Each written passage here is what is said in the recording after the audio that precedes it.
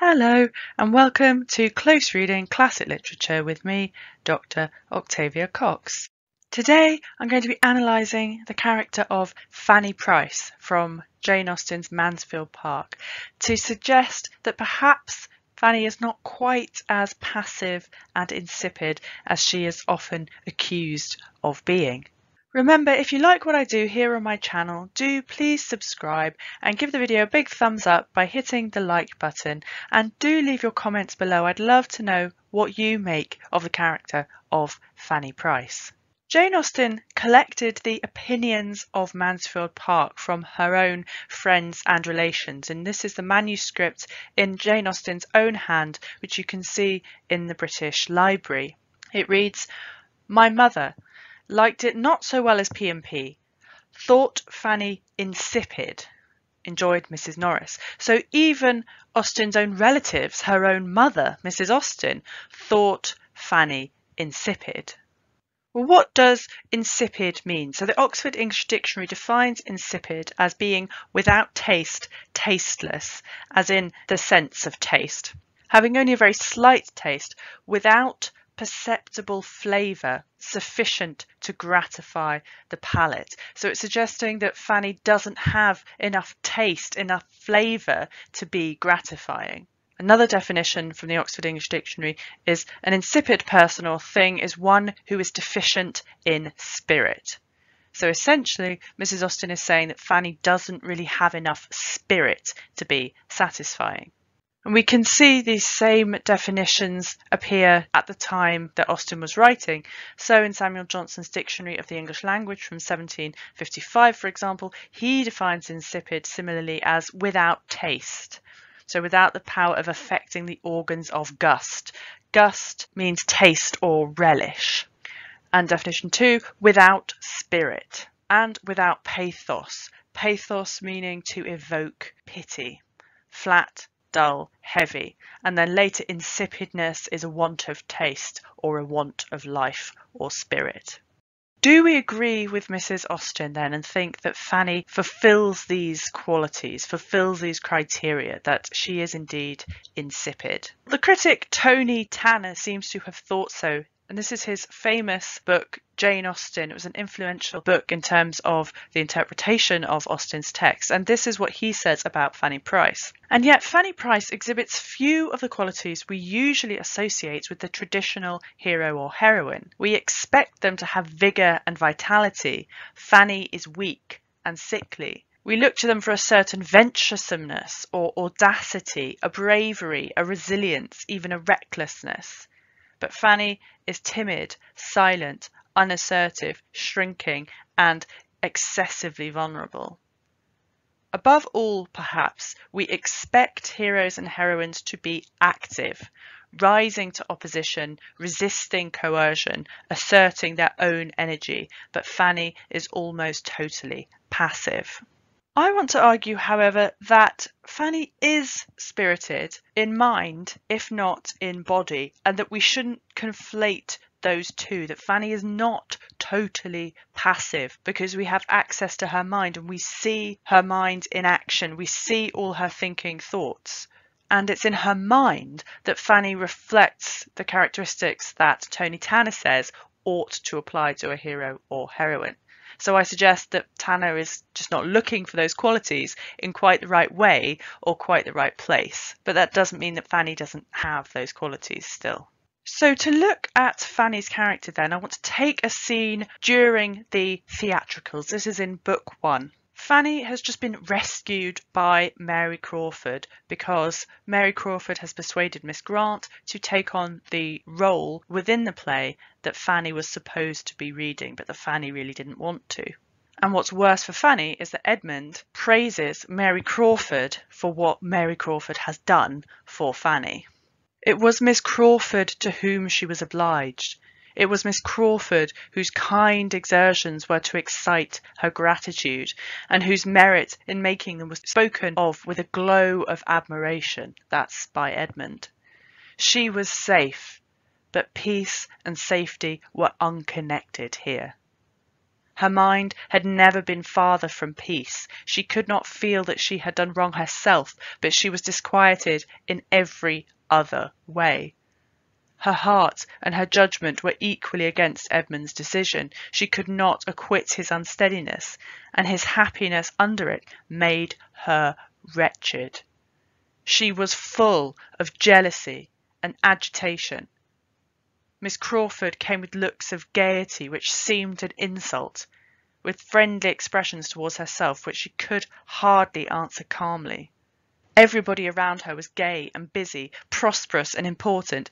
Each had their object of interest, their part, their dress, their favourite scene, their friends and confederates. All were finding employment in consultations and comparisons, or diversion in the playful conceits they suggested. She alone was sad and insignificant. She had no share in anything. She might go or stay. She might be in the midst of their noise or retreat from it to the solitude of the East Room without being seen or missed. She could almost think anything would have been preferable to this. So we can see in the opening of this passage then, her mind had never been farther from peace. This is not a passive, peaceful mind. She's disquieted in every way, apart from feeling that she herself had done any wrong. So she is being assertive. She is standing up for what she has done and the way that she has behaved. She could not feel that she had done wrong herself, but she was disquieted, not quiet, in every other way. She's described as being wretched, as feeling wretched. And this is a really important sentence. She was full of jealousy and agitation.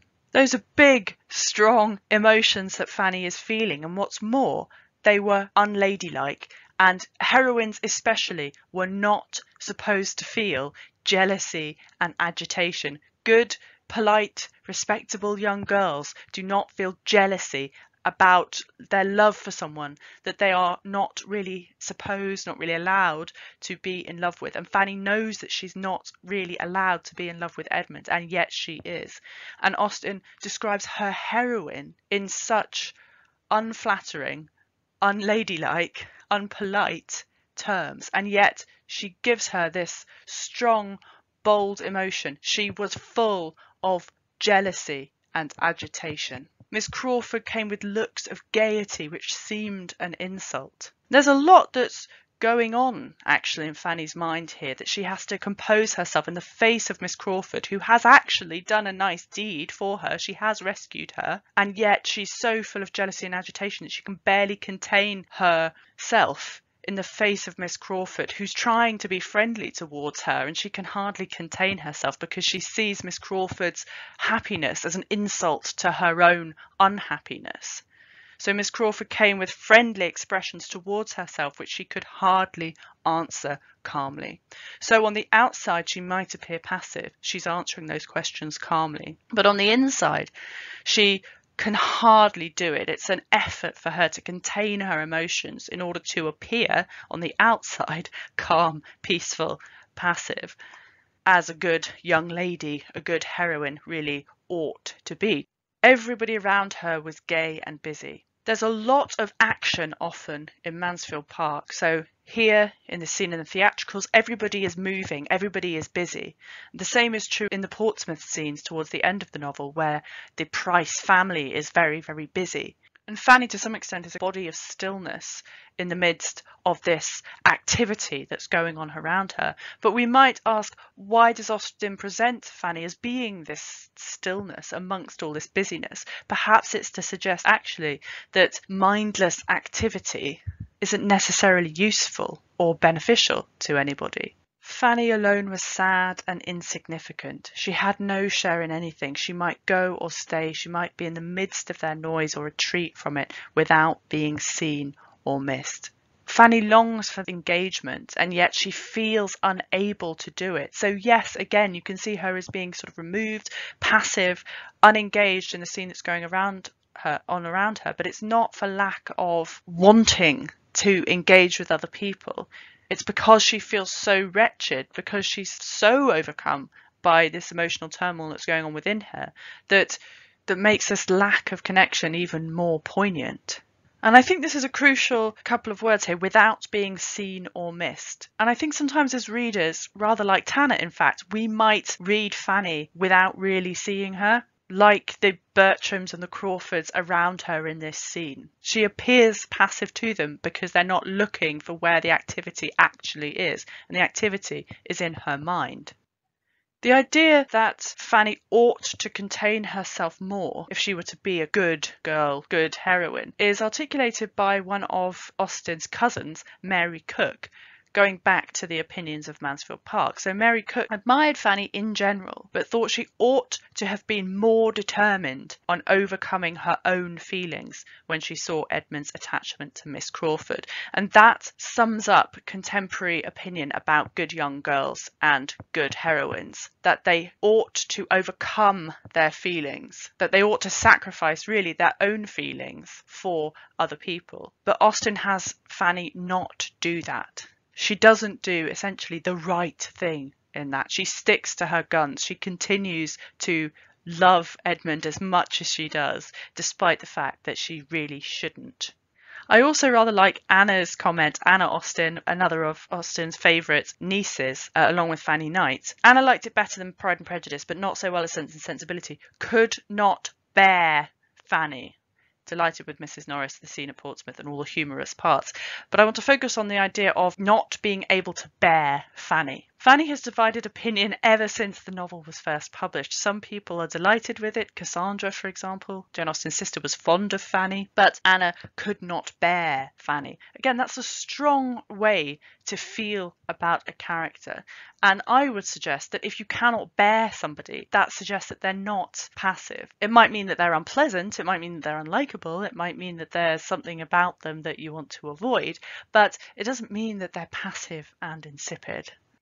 So I hope in this quick run through the passage today I've shown that actually Fanny has a very strong internal spirit, and in many ways she does embody many of the things that Tanner says a heroine ought to embody, but Fanny does it internally within her own mind because she is so oppressed physically, because she is so overlooked physically, because she feels unable to engage physically with other people. All that activity instead takes place internally.